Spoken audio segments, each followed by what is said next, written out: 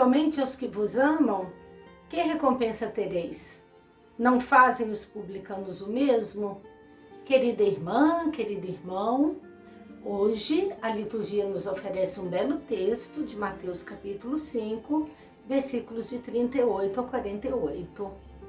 E esse texto traz essa pergunta, nós chamamos de pergunta retórica.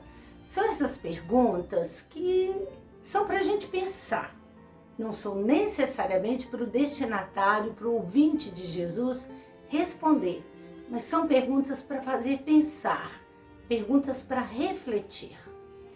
Ora, os cristãos a quem o Evangelho de Mateus está destinado são cristãos de origem judaica e eles estão muito impregnados da teologia da retribuição. O que a teologia da retribuição ensinava? Ela ensinava assim: a quem faz o bem, a quem é fiel à aliança, Deus retribui com bem, com bênçãos, com prosperidade, com muitos filhos, com longos anos de vida. E aqueles que rompiam alianças, chamados ímpios, os impiedosos, os pecadores, Deus retribuía com castigo. Essa teologia, ela influenciou muitos livros do Antigo Testamento e depois ela foi questionada por alguns livros mais recentes. Dentre eles, especialmente o livro de Jó, o livro de Corrélite, ou Eclesiastes, e o livro da Sabedoria. Jó, por exemplo, fala: não fiz nada de errado, como Deus pode estar me punindo, me tirando tudo que eu tinha, inclusive minha saúde, minha vida, minha família. Ora, quando escrevem esse livro, os judeus já estão plenos de consciência, aqueles que escrevem, que provavelmente mais de um autor, porque o livro de Jó são pelo menos 2 obras agrupadas, eles têm consciência de que alguma coisa está errada. Ou ele, o autor, quem deu a redação final, que não pode ser assim, porque Deus não é assim. Deus, como diz o Evangelho de Mateus, nesse primeiro sermão, nesse primeiro discurso, que é o Sermão da Montanha, Deus é aquele Pai bondoso e amoroso que nos ensina que nós devemos amar o inimigo, que nós devemos amar a todos, muito ao contrário do que se mantinha como costume: amar o amigo, odiar o inimigo. Amar o próximo era uma lei muito clara do Antigo Testamento. E não havia nenhuma lei que mandasse odiar o inimigo. Mas, por consequência, se era para amar, o próximo, o amigo, o compatriota, dava uma margem para interpretar que aquele que não era o compatriota, aquele que não era o irmão de judaísmo e que era um perseguidor, talvez pudesse ser odiado. Então Mateus questiona isso.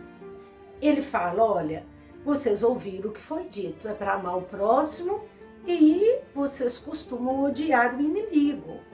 Eu, porém, digo: amai os vossos inimigos e orai pelos que vos perseguem, porque é assim que vocês vão se tornar filhos do vosso Pai que está nos céus, porque Ele faz nascer o sol sobre os bons e os maus e faz cair a chuva sobre os justos e os injustos. E aí vem a pergunta com a qual nós iniciamos nossa reflexão hoje: se amais somente os que vos amam, que recompensa tereis? Ora, amar aqueles que nos amam é uma coisa natural. Até as pessoas mais perversas costumam amar aqueles que os amam. Porém, amar aqueles que nem sempre são tão próximos ou que, por ventura, têm nos feito algum mal, é uma arte, é um dom que só aquele que é pleno do amor de Deus no seu coração pode fazer. Então, ao ensinar a amar o inimigo, Mateus está combatendo veementemente a teologia da retribuição. Por quê? Porque ele está nos ensinando a gratuidade de Deus. Deus ama gratuitamente. Ele ama aquele que é bom mas Ele ama também aquele que é mau. Ele faz chover para aquele que é bom, mas Ele faz chover também para aquele que é mau. E Ele manda o sol para todo mundo. Ora, se Deus faz assim, nós que temos uma aliança com Ele, também devemos fazer o mesmo. Por isso, a gratuidade deve ser própria dos cristãos. O cristão é aquele que ama gratuitamente. É aquele que ama sem esperar retorno. É aquele que ama sem esperar nada em troca. Por quê? Porque a única recompensa de fato que pode haver para o amor não é um bem que nos venha, ou da parte de Deus, uma bênção, ou reconhecimento daquele que foi amado. A única recompensa verdadeira que ninguém pode nos tirar de amar o outro é o fato de ter sido capaz de amar. O amor é a retribuição do próprio amor. A justiça é a retribuição da própria justiça. Fazer o bem é a retribuição do próprio bem, e não há outra maior do que essa. Então, a pergunta de Jesus, se amais aos que vos amam, que recompensa tereis, nós devemos então nos questionar. Nós que somos cristãos, somos interpelados a amar a todos. Por isso, jamais poderia combinar com um cristão a famosa frase que circula muito no Brasil: bandido bom é bandido morto, né? Porque também aqueles que nos fazem o mal devem ser amados, porque é assim que o Pai faz. Ele ama todos sem esperar nenhuma recompensa. Ele ama a cada um de nós sem nenhum merecimento de nossa parte. É esse amor gratuito de Deus que deve povoar o nosso coração.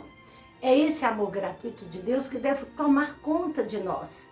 Então nós devemos sempre repensar a nossa vida a partir desse parâmetro da gratuidade e não a partir do parâmetro da justiça punitiva, né? Que muitas vezes é pregada em nome de Deus.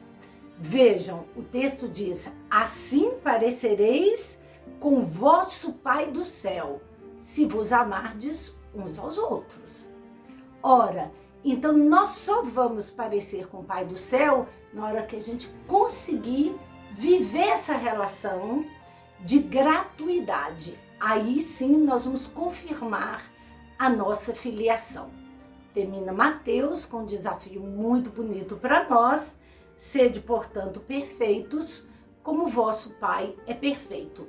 Não é uma perfeição no campo moral, não é uma perfeição no campo sexual, não é uma perfeição no campo ritual, não é uma perfeição no campo religioso, é uma perfeição no campo do amor.